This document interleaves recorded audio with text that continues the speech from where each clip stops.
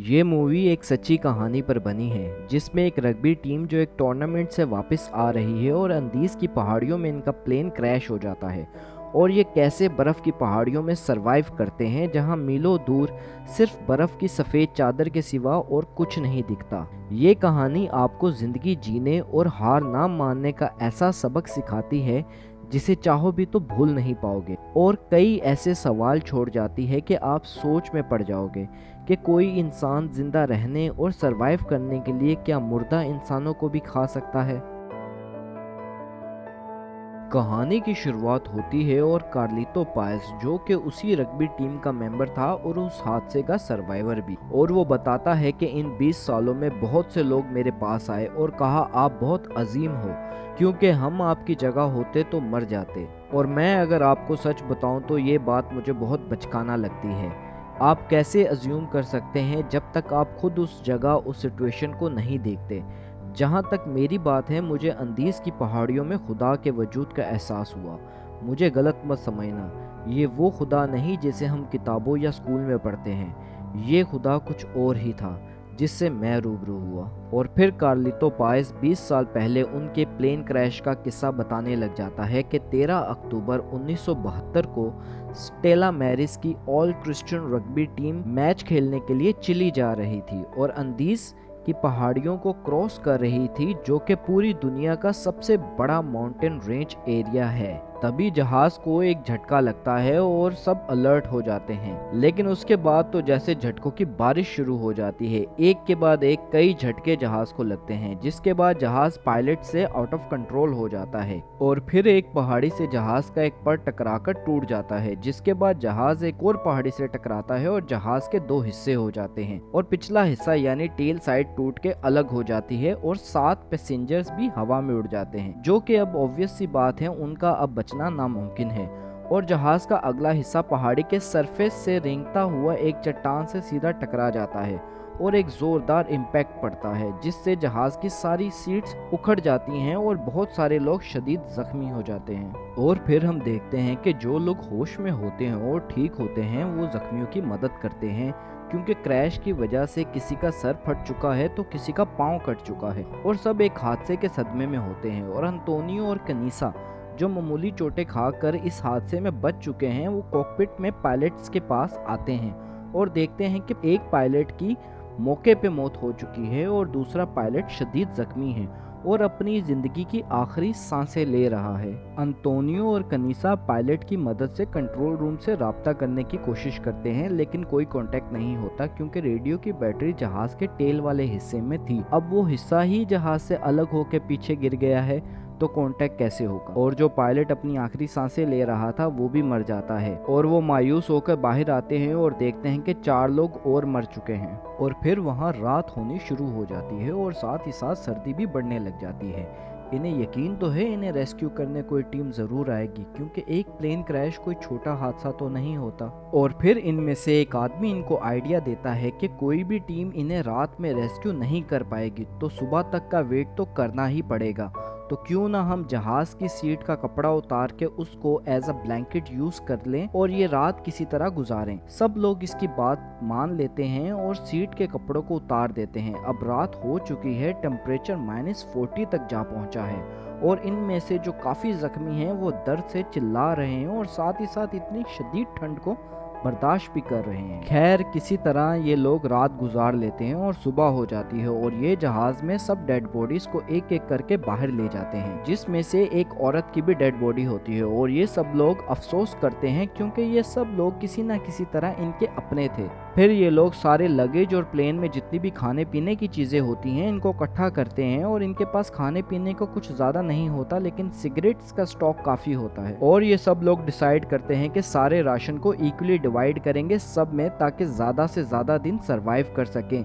तभी वहाँ पर एक हेलीकॉप्टर की आवाज आती है और ये लोग सब बहुत खुश हो जाते हैं कि इनको कोई रेस्क्यू करने टीम आ गई है। ये लोग हेल्प हेल्प चिल्लाने लग जाते हैं, लेकिन बादल बहुत घने और ज्यादा होने की वजह से हेलीकॉप्टर इनको नहीं देख पाता और ये भी हेलीकॉप्टर को नहीं देख पाते, सिर्फ आवाज ही सुन रहे हैं। और थोड़ी देर बाद उसकी आवाज भी चली जाती है और एक और रात इनको इसी फ्रीजिंग टेम्परेचर में गुजारनी पड़ जाती है। और सुबह ये लोग बहुत रिलैक्स होते हैं क्योंकि इन्हें पूरी उम्मीद क्या बल्कि यकीन है कि इनको रेस्क्यू करने कोई ना कोई आ जाएगा। और ये सब लोग कैजुअल वे में सिगरेट पीते और बातें करते टाइम पास कर रहे होते हैं और पानी की कमी को पूरा करने के लिए ये एक स्टील का टुकड़ा उठा लेते हैं और उसमें बर्फ भरकर रख देते हैं ताकि जब सूरज की किरणें उस पर पड़े तो बर्फ पिघलकर पानी बन जाए। और फिर नैंडो को दिखाया जाता है जो अभी अभी कोमा से होश में आया है। दरअसल जब प्लेन क्रैश हुआ तो उसका सर बहुत जोर से ऊपर छत पे टकराया था जिससे वो कोमा में चला गया था और अब उसे होश आया है। और उसे बाकी के लोग बताते हैं कि हमारा प्लेन एंडीज की बर्फीली पहाड़ियों में क्रैश हो गया है और इस हादसे में तुम्हारी मॉम की डेथ हो गई है और तुम्हारी बहन जो इस हादसे में बच तो गई है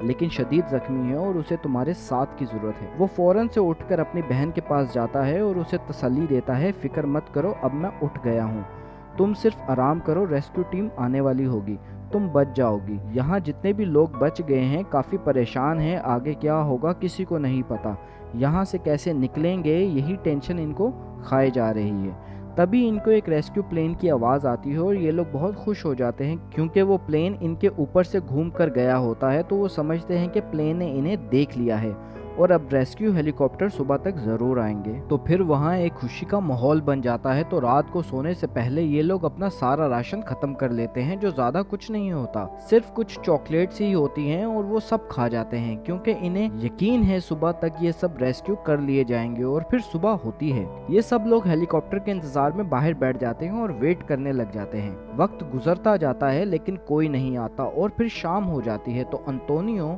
सब में राशन बांटने के लिए राशन के बॉक्स को बाहर ले आता है और जब उसे खोलता है तो वो खाली होता है और वो हैरान हो जाता है। दरअसल जब ये लोग रात को एंजॉय कर रहे थे तो अंतोनियो सो रहा था। वो इनकी इस हरकत पे बहुत गुस्सा होता है लेकिन अब वो कर भी क्या सकता है, अब क्योंकि कोई ऑप्शन नहीं बचा था और रेस्क्यू टीम भी अब तक नहीं आई थी और राशन भी खत्म हो चुका था। तो ये लोग प्लान बनाते हैं कि टेल वाले हिस्से से रेडियो की बैटरी को ले आएं ताकि रेडियो से कंट्रोल रूम पे राब्ता किया जा सके। लेकिन अब प्रॉब्लम ये है कि रास्ता बहुत लंबा है क्योंकि पहाड़ी के बहुत ऊपर टेल वाला हिस्सा इनसे अलग हुआ था। खैर ये लोग जाने का इरादा कर लेते हैं और इनमें से 5 लोग रवाना हो जाते हैं और कुछ देर आगे जाने पे इनमें से एक आदमी नीचे की तरफ बर्फ पे फिसल जाता है और वो नीचे बहुत बड़ी खाई में गिरने लगता है, लेकिन बाकी के 4 लोग उसको एक के बाद एक पकड़कर बचा लेते हैं और समझ जाते हैं कि यहाँ से आगे बढ़ना सुसाइड है क्योंकि रात भी होने वाली है। तो ये लोग आगे जाने के इरादे को तर्क करके वापस चले जाते हैं वहीं जहाँ बाकी के लोग हैं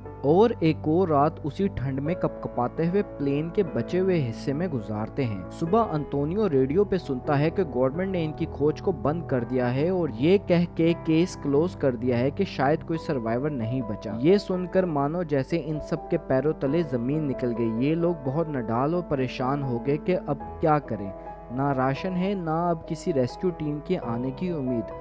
उसी रात नैंडो की बहन जो बहुत जख्मी थी उसकी मौत वाक़या हो जाती है। नैंडो जो अभी अपनी माँ की मौत के सदमे से निकला भी नहीं था और उसकी बहन भी चल बसी। और अगले दिन जब इन सबको यहाँ से निकलने से ज्यादा फिक्र अपनी भूख मिटाने की होने लगी और नैंडो ने इन सबको मशवरा दिया क्यों ना हम बाहर जो लाशें बर्फ में पड़ी हैं उनको खा लें, क्योंकि अगर यहाँ से बच के निकलना है तो सबसे पहले अपनी भूख से लड़ना होगा, फिर ही हम आगे बढ़ पाएंगे। लेकिन नैंडो की इस बात से कोई एग्री नहीं करता।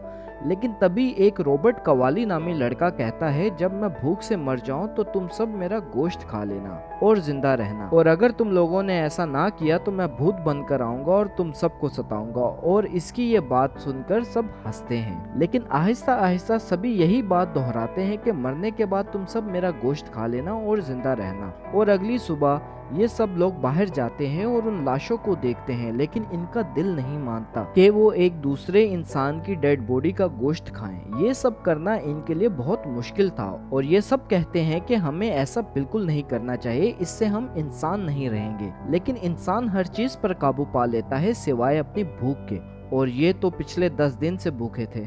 और तब इनमें से जो कनीस नाम का लड़का है वो पहल करता है और एक डेड बॉडी में से कुछ हिस्सा काट कर खाता है, जिससे बाकी सब में भी हिम्मत आती है और वो यही करते हैं। लेकिन नैंडो, जिसके लिए ये करना सबसे ज्यादा मुश्किल था, क्योंकि वो जानता है कि उसकी माँ और बहन की डेड बॉडी की बारी भी आएगी, और वो साथ ही साथ ये भी जानता है कि ये सब करना सरवाइव और यहाँ से जिंदा निकलने के लिए कितना जरूरी है। अब जब इन सब ने अपना पेट भरा और जिस्म में ताकत आई, तो इनमें से 3 लोगों ने फैसला किया कि अब हमें दोबारा टेल वाले हिस्से को ढूंढने के लिए जाना चाहिए, और वो ढूंढने के लिए निकल जाते हैं। और फिर जब रात होती है तो एक पत्थर के पास बर्फ में लिपटे सो जाते हैं।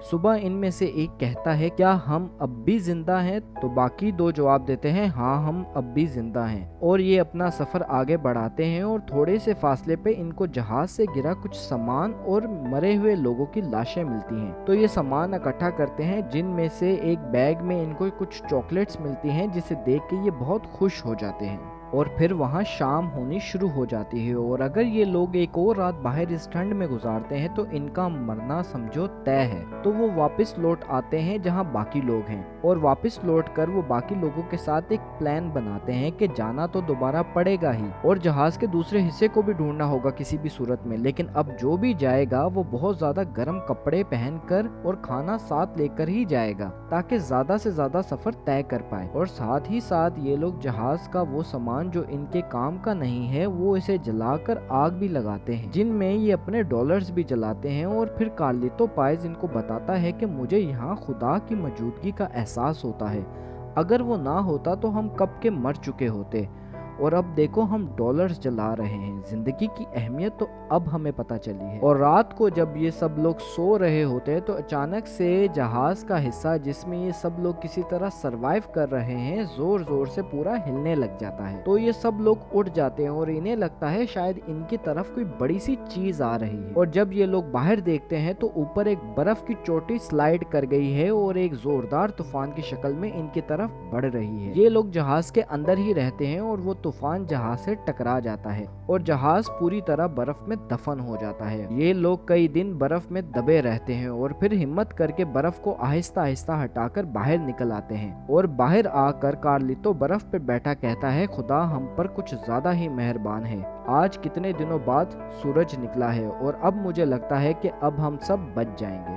जबकि इनमें से 8 लोग और मर चुके हैं बर्फ में दबे रहने की वजह से। और फिर ये सब के सब बाहर निकल आते हैं और अपने जहाज से बर्फ को हटा देते हैं। अब इन्हें यहाँ सरवाइव करते हुए पूरे 50 दिन हो गए हैं और अब विंटर सीजन भी गुजर चुका है। रातें छोटी और दिन लंबे होंगे, यानी यहाँ से जिंदा बच के निकलने के लिए इससे अच्छा मौसम और कोई नहीं हो सकता। तो ये दोबारा प्लान बनाते हैं और एक टीम तैयार करते हैं, जिसे बहुत सारा खाना भी देते हैं। और इस टीम में 3 लोग हैं जो उस टेल वाले हिस्से को ढूंढने के लिए जाएंगे और वहां से रेडियो की बैटरीज लेकर वापस आएंगे, ताकि ये लोग कंट्रोल रूम से कांटेक्ट कर सकें। लेकिन साथ ही साथ ये लोग ये भी तय करते हैं कि अगर इन्हें वो जहाज का हिस्सा ना भी मिले तब भी ये लोग रुकेंगे नहीं और चलते जाएंगे जब तक ये लोग इन पहाड़ियों को क्रॉस करके किसी इंसानी आबादी वाली जगह तक नहीं पहुंच जाते।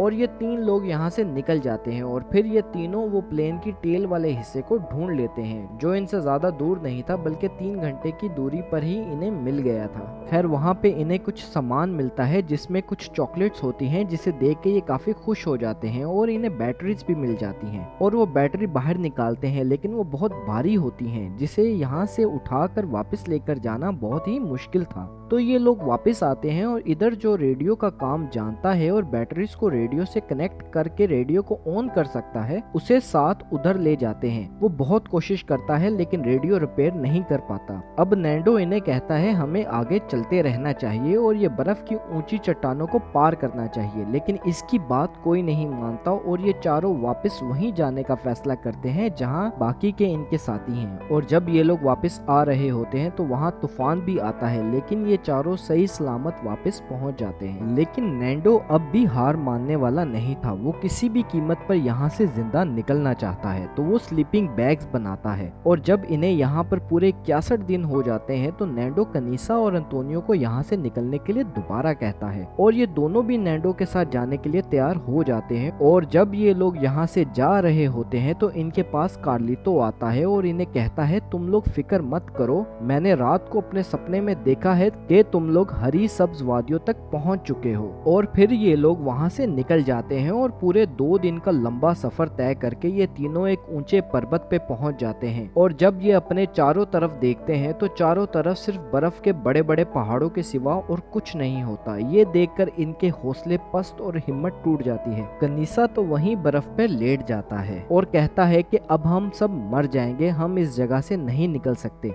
लेकिन नैंडो जो अब भी हिम्मत नहीं हारा होता वो कहता है हम यहाँ से जरूर निकलेंगे। वो जो 2 बड़े पहाड़ हैं मुझे उनके बीच में बर्फ नजर नहीं आ रही है, वहाँ जरूर कोई हरी वादी होगी। लेकिन कनीसा उसे कहता है तुम्हारा दिमाग खराब है, वहाँ हम नहीं जा सकते, वो हमसे अब भी कोई 50 मील की दूरी पर है और 50 मील बर्फ के ऊपर चलना नामुमकिन सी बात है। लेकिन नैंडो उसे कहता है कि हमें खुदा सिर्फ आजमा रहा है, मरना होता तो अब तक हम मर चुके होते। ये सिर्फ एक खुदा का इम्तिहान है जिसे हम किसी भी कीमत पर पार करेंगे। 70 दिनों से हमने हिम्मत नहीं हारी और अब भी हमें हिम्मत नहीं हारनी चाहिए। और साथ ही साथ नैंडो ये भी कहता है कि हमें अंतोनियो को वापस भेज देना चाहिए ताकि हमारे पास ज्यादा से ज्यादा राशन बच सके। और वो ऐसा ही करते हैं। वो अंतोनियो को वापस भेजने के बाद अपना अगला सफर शुरू कर देते हैं। वो दोनों बेशक ये जानते थे कि ये मिशन उनकी जान भी ले सकता है, लेकिन हिम्मत मर्दा तो मदद खुदा। और वो दोनों पूरे 12 दिन इस मुश्किल सफर को तय करने के बाद आखिरकार उनको एक सब्ज वादी नजर आ जाती है और वो बच जाते हैं। और दूसरी तरफ इनके साथी अब हिम्मत हार चुके हैं क्योंकि कनीसा और नैंडो को गए हुए 12 दिन गुजर चुके हैं। और जब ये नडाल बैठे हुए होते हैं तभी इन्हें हेलीकॉप्टर की आवाज आती है और ये लोग जब बाहर निकल कर देखते हैं तो एक आर्मी रेस्क्यू हेलीकॉप्टर आ गया होता है जिसमें नैंडो और इसका दोस्त भी बैठे हैं। ये लोग उनको देखकर खुशी से झिलमिला उठते हैं और कार्लितो बताता है कि हम लोग एक दफा फिर उसी जगह वापस गए उन लोगों को सही क्रिश्चियन तौर तरीके से दफनाने। और इधर ये हौसले और हार ना मानने के जज्बे से भरी हुई कहानी अपने इख्तिताम पे पहुंच जाती है। और फिर हमें आखिर में बताया जाता है कि ये प्लेन क्रैश में 29 लोग अपनी जान गंवा देते हैं और सिर्फ 12 ही जिंदा बच के वहां से निकलते हैं। तो दोस्तों ये कहानी हमें सिखाती है winners never quit and quitters never win. अगर नैंडो भी बाकियों की तरह हार जाता तो शायद इनमें से कोई नहीं बचता और ना ही हम तक ये अमेजिंग स्टोरी पहुंच पाती। Thanks for watching. If you like the video please subscribe to my channel.